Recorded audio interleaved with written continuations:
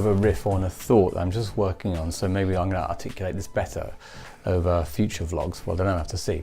But the thing that was in my mind was about blame and fault. I've been just dwelling on that and just giving some thinking time about those 2 points, because it's interesting. I think that how we kind of like talk about fault, like my fault or I'm to blame. Interesting, different words which are kind of orbit the same kind of situation. And it was just, I guess for me it was that I have no problem saying it was my fault for something. Am I to blame for something? And I was just playing around with the idea that even if I'm not substantially at fault, to lessen the impact, I will take the responsibility and the fault will be mine, and just that we're moving on, doing other things quickly. So yep, my bad, I move on, that's my fault. And I'm doing that. And I'm very confident accepting that, because it means you're acting quicker and faster, you're not dwelling in anything, back to kind of previous conversations, you know, you're just cracking on. Yeah, my fault, my bad, let's resolve it. Blame, on the other hand, within my filters and my thoughts, and this may not resonate with you, or may resonate with some of you, or may resonate with some of you, is that to blame, whilst I can give you the dictionary meaning, only you know the feeling that word's going to give you. And I'm going to offer you that for many of you, that the feeling of blame has a sense of judgment, sense of criticism that's inside it. And I think I have no problem making everything my fault. I really don't, because I just don't hang around long enough. Then I'm just moving forward, doing other things. I'm not sitting in anything, I'm just getting going.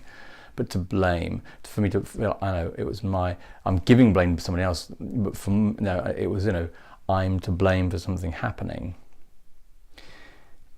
Add such a weight of criticism. Now, I'm not saying that there's situations where blame is going to be appropriate in certain environments, but I'm talking about day-to-day general life where we use the word blaming ourselves, we blame ourselves for a problem.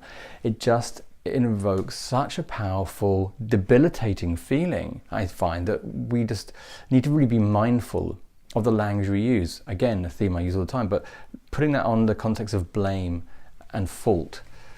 I have no problem being at fault with everything, or everything being my fault. But to blame,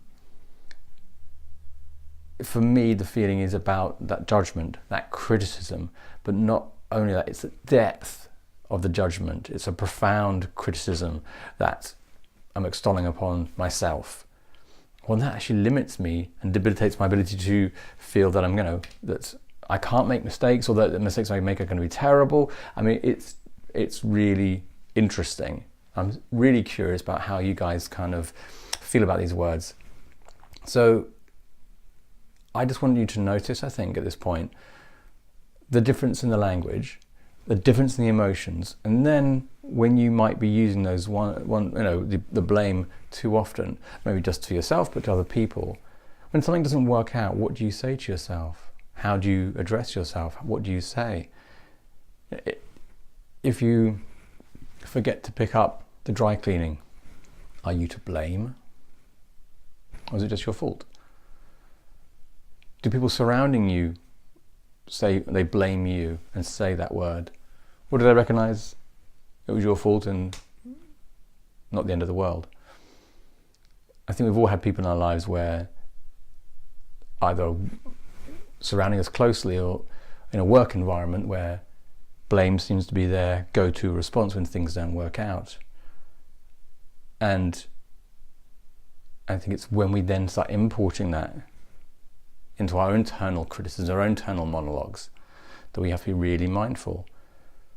Because if we get into the idea we are to blame for something not working out,